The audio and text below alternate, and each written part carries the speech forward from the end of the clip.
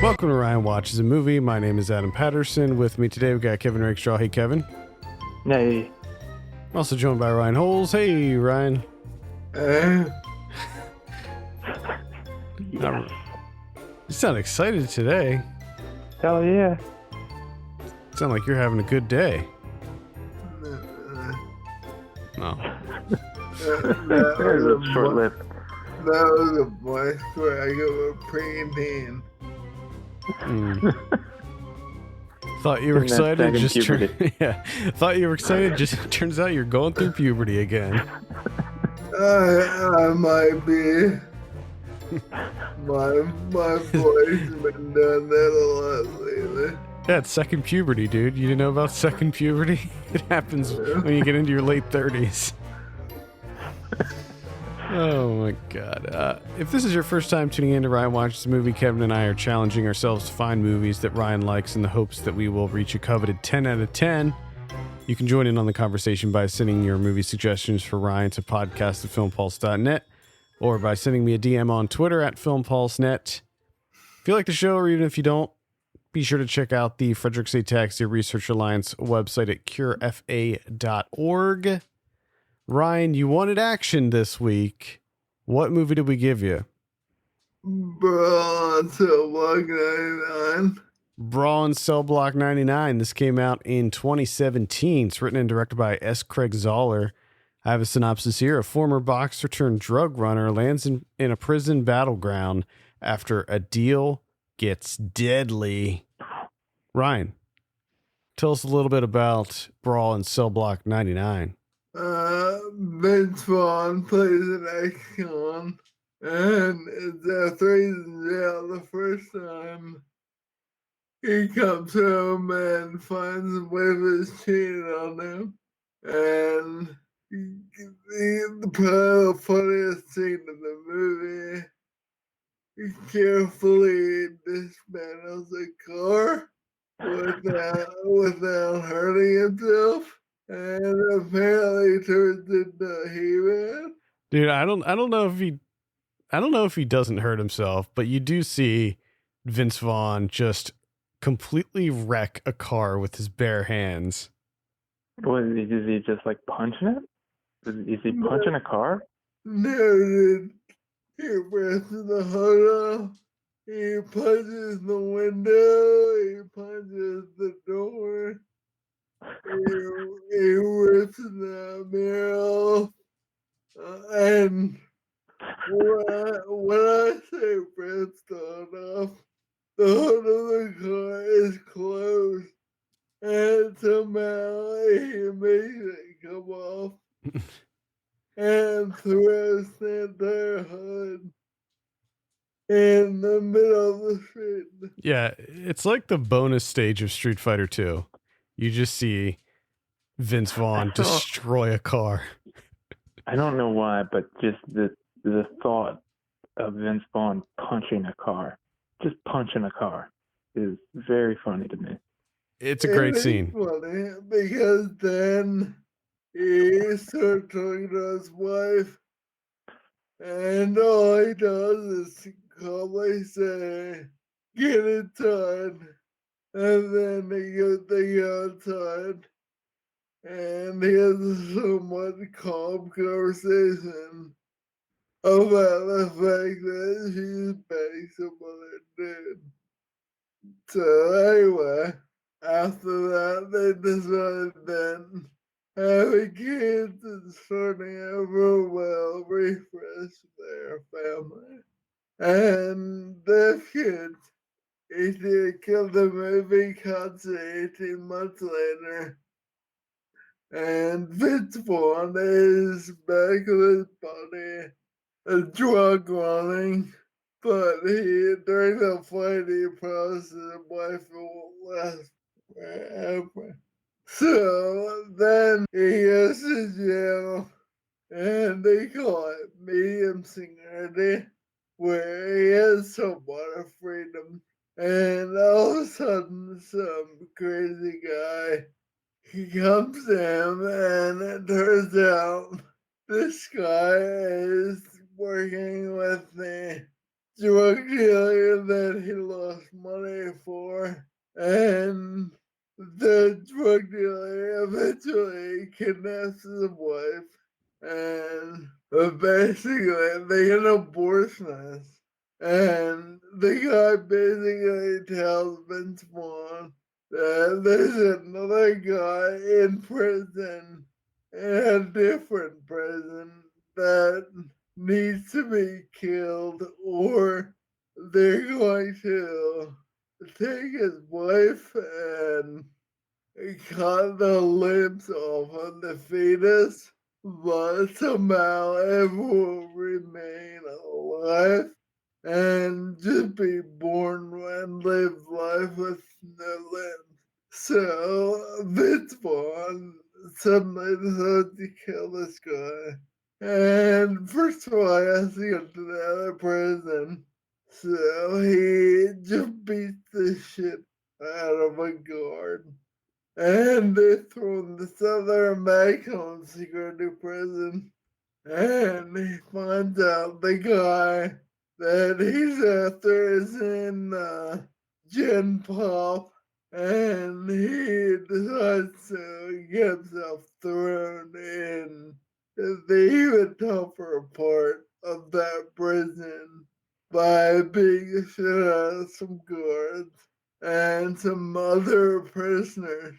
So after all that happens, he finds out that the guy that was killed is the guy that he worked with on the drug deal gone bad, and he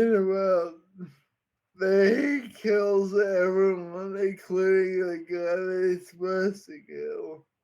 And then the main prison guy comes to capture him, and he's like, no, I have to do some stuff first.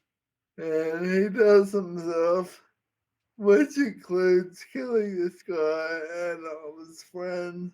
And then the main prison guy comes in and shoots him in the face, and the movie's over.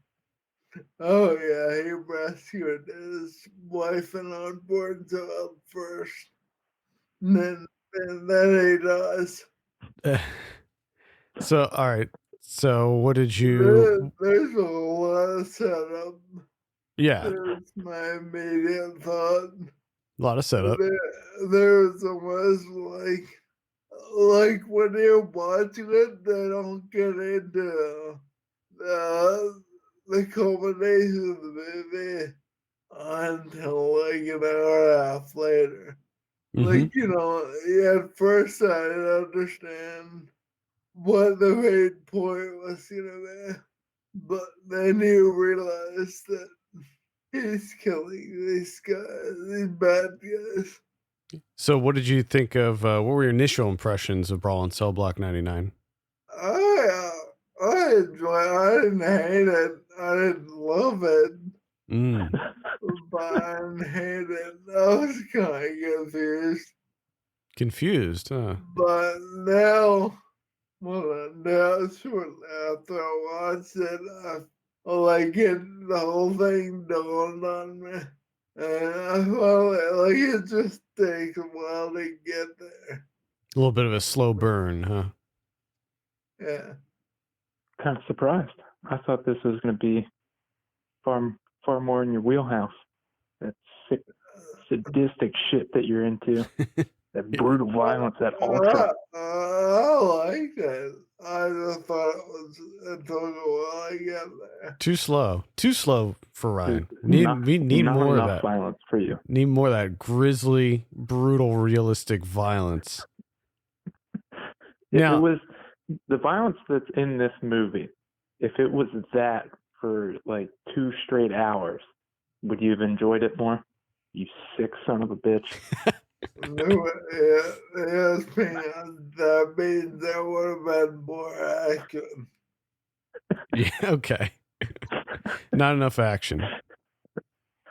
To me, this movie, I liked the pacing, and I liked how they parceled out the moments of brutality. Like I thought that because it was ultra violent. So when it did happen, it packed more of a punch because there were like long stretches of setup where they're establishing these characters and the rules of this world.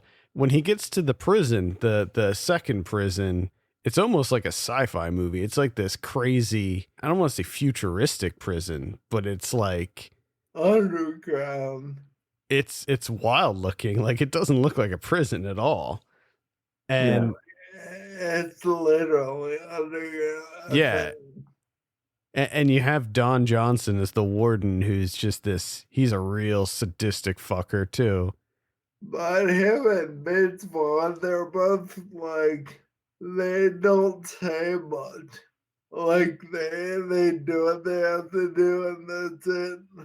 Yeah. I really love the writing and the dialogue in this movie. I think that S. Craig Zahler is a really great writer, and all with all of his movies, he's got really snappy, smart dialogue that's kind of injected into these exploitation films, and I think that's one of the reasons I like his movies so much. Now, what did you think, keeping with the brutal, fucked up violence, what did you think of the action moments? I thought they were pretty cool. Some looked a little not real. But like a new icon that just that was in my head. I was like, man. What did you think of fuck that guy? What did you think of the scene when he smashed that guy's face into the ground and then just kept dragging his face? That was pretty awesome. In fact, that's something I don't like. Vince Vaughn smashes this guy's face on the ground, and like I can't remember if he like steps on it, but he just he likes when I curb something. And he's like holding the guy. I think maybe he's holding him by the leg, or I can't remember.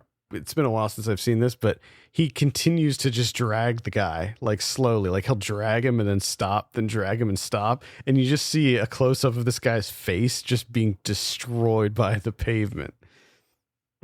It is, it's very grisly, very, very disturbing. Is it safe to say Ryan's favorite part? Is that your favorite part, Ryan? That's right. The core part was probably the best for me. The what part? When he ripped off the hood. Yeah. Like, I've never, like, I was running a thing in my head how hard that would be. He literally ripped the hood off. It just, when it's on the car, totally shut. Before we continue, I should say that we picked this movie for Ryan way before the whole Vince Vaughn president thing that occurred this week. Yeah. I just want to note that. Although I do think that that whole thing is ridiculous and should have been a non-discussion, but the internet. So Ryan, what do you think about that whole thing with Vince Vaughn and the president there? I was going to let it go, but we can dive into it a little bit if you want. What are your feelings on Vince Vaughn being a big time Republican? I don't even know what happened. There was a picture of Vince Vaughn shaking the president's hand. He went out of his way. Oh no. Oh no. My leg for Vince Vaughn just joined. I mean, I already knew that Vince Vaughn was a Republican, like a pretty big Republican. Yeah. It didn't surprise me at all. I wasn't surprised. I mean, I didn't know for a fact that he was a big Trump supporter or anything. And maybe he's not even a big Trump supporter. Maybe he saw the president and wanted to shake his hand. I mean, I guess these days you pretty much have to be a giant Trump supporter to risk getting anywhere near him. I mean, go out of your way to fucking touch him. Yeah, I don't know if I'd want to touch him, even though it was the president. I mean, for me, it doesn't detract from the roles that he's in, the movies that he's in. Maybe I think a little bit less of him as a person, but it's not going to prevent me from going to see a movie with him in it. Yeah. I still love Swingers. I still love Made. I still love this movie.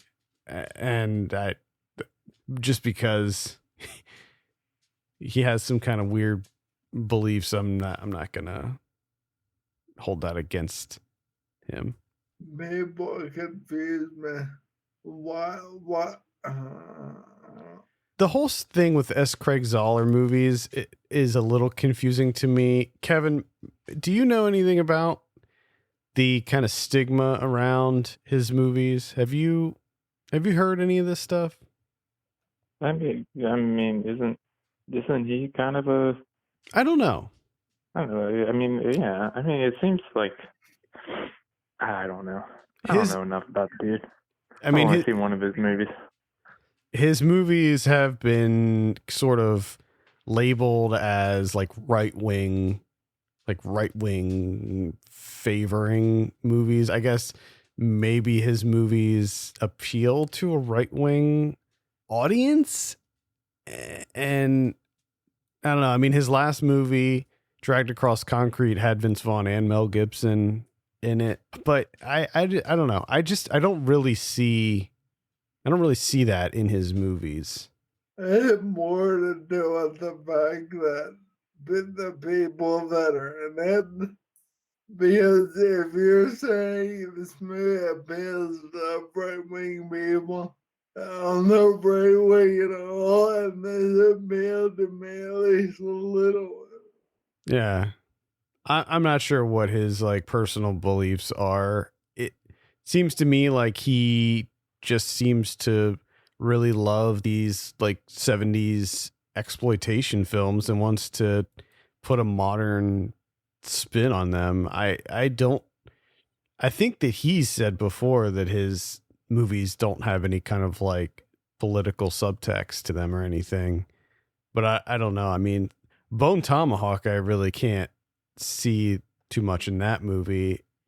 And maybe a little bit with Dragged Across Concrete, but still, I don't feel like that's a movie that would or should necessarily appeal to like alt-right people. It's about two crooked cops who get their comeuppance. That movie's quite long too, and I don't know if like if that crowd can manage to sit through. Yeah, I mean, Dragged Across Concrete is 2 hours and 40 minutes long. Jesus Christ. That was a long ass movie. It was great, but it was long. This movie is pretty long too. This is over 2 hours. This is 2 hours, 12 minutes. No, that's why Ryan didn't like it. There you go. I was a little concerned. That's a lot of setup, but at the end, I got the payoff.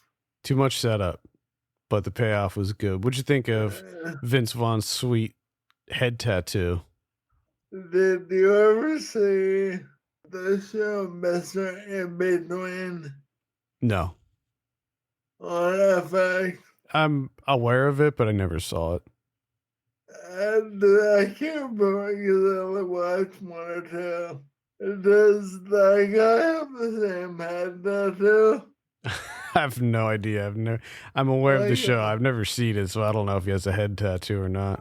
One of these shows are based on like the Emmett Vince Vaughn kind of. They're both like quiet badasses, basically. Like they don't let anyone fuck with them, but they're not like big hard asses. I don't know. Yeah, I don't know. I'm not really familiar with that show. I remember seeing some ads for it and thought to myself, that's not for me. Oh, yeah, I thought it might have been up, but like I said, I only watched one or two. It turns out it wasn't for me. Interesting. I'm seeing an article here from AV Club that says Park Chan-wook and S. Craig Zoller are teaming up for an ultra-violent Western. Uh-oh. That sounds... It's called Brigands of Rattle Creek. Well, hell yeah. Sign me up for that. That's right up your alley. Oh, man. Oh, man.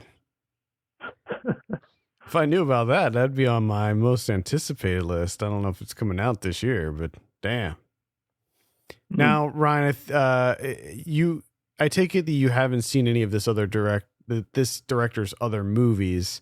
You haven't seen Dragged Across Concrete or Bone Tomahawk, or have you seen Bone Tomahawk? No. From judging from this one movie, Brawl in Cell Block 99, are you intrigued or interested in checking out either of his other two movies?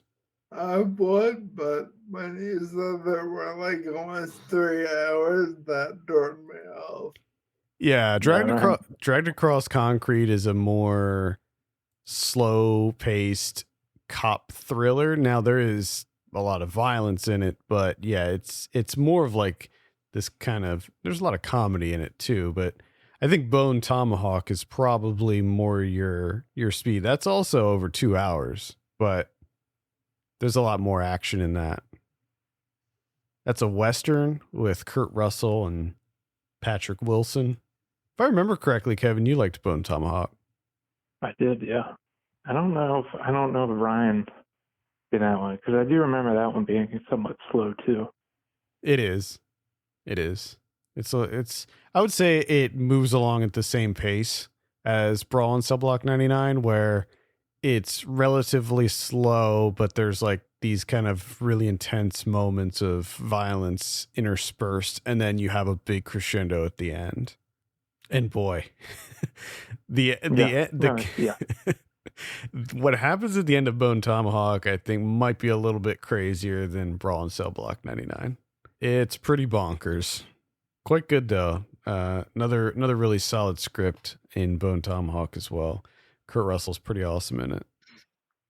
So we just knew what we need to do is find the sick, sadistic violence, that ultra fucked up stuff, but in like the 90-minute range, 90-minute lower. I just thought of one that I'm gonna keep in my back pocket, but I think I just thought of like a perfect one for him. So I'll discuss that with you off the air. But oh boy, there's one I think might be a really good choice.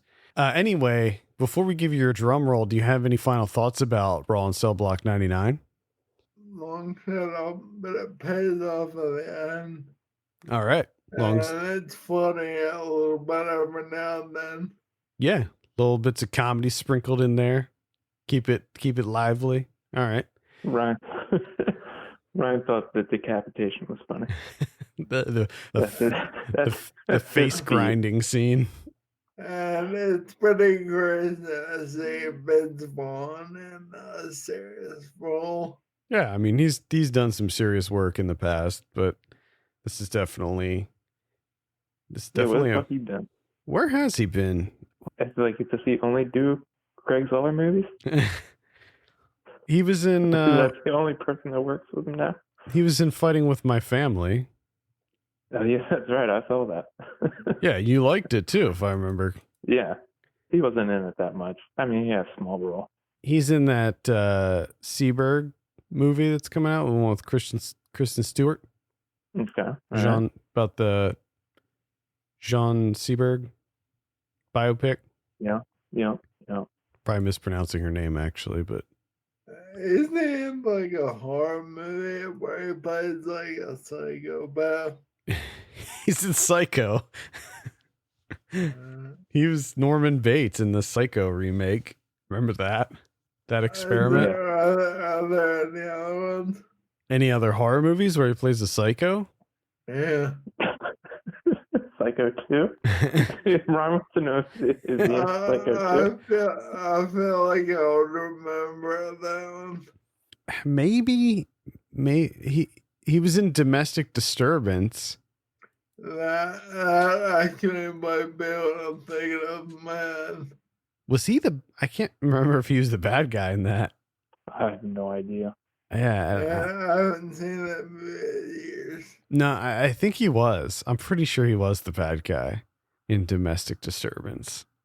So that maybe that's the movie you were thinking of? Yeah, quite possibly. I think he does a pretty good job of being a crazy psycho. Yeah, Oh, yeah. I like that. I think he's too big to be just a normal, everyday person. You know what I mean? Like, Mm-hmm. is that funny? But, like, he can be like a regular Joe Schmo. I really do miss his comedy roles though. Like I think he was so funny in Made. I think that the rapport that him and Jon Favreau had in Swingers and Made, so good. So many one-liners in Made and Swingers, really, that I just love repeating over and over.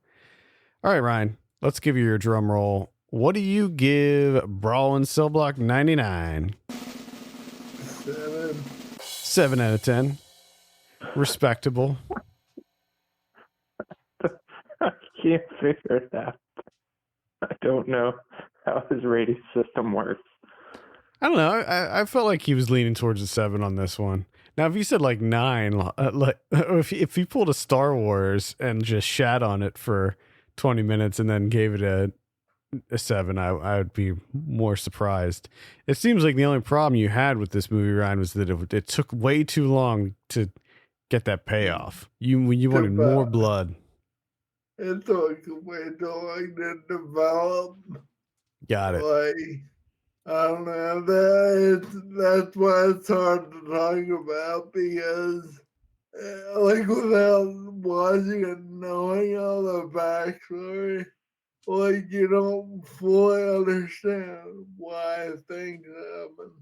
Yeah, I mean, that's one thing that S. Craig Zoller does is like he sort of crafts this very deep, these deep characters that each have a pretty rich backstory, and he'll even like spend time like in Dragged Across Concrete. He spends like whole entire scenes with like tertiary characters that have like really no merit, like no bearing on the overall narrative whatsoever, just to develop that one minor character. So he's very detailed when it comes to developing the characters and making it a very rich story. And that's what happens here too. Like there's entire scenes that don't necessarily even need to be in the movie, but he puts them in there just to enrich the characters. And I kind of appreciate that. I mean, I think that with Dragged Across Concrete, he went a little bit off the rails with it, but for the most part, I think that he does a really good job. Now, next week, what are you in the mood for? Comedy. Going light. Keeping it light, keeping it fun. I think we can do that. Yeah, we can do that. We'll definitely find something here. Do you have anything more specific? Like, are you just keeping it really broad, just comedy, or are you looking for like, an 80s style sex comedy, or like just any comedy? I used to be a big fan of those teenage comedy, like American Pie. Yeah, I remember. So I guess one of them. Oh, okay. Teen sex comedy. Oh boy. Watch out. All right. I think we could probably find one of those. I might be tough, actually, because you've seen a lot of them, I think. I have. Hold on. He's actually an expert. People don't know that. All right. Any closing remarks before we end it out this week, Ryan? No. I think that'll do it. Thank you so much for listening. You can send us your picks for Ryan and questions to podcast@filmpulse.net. You can follow us on Twitter @filmpulsenet, @filmpulsekevin, and @mylegsdon'twork. And if you have a minute, consider giving us a review on your podcast platform of choice. For Kevin Rakestraw and Ryan Holes, my name is Adam Patterson. We'll see you later. See you later.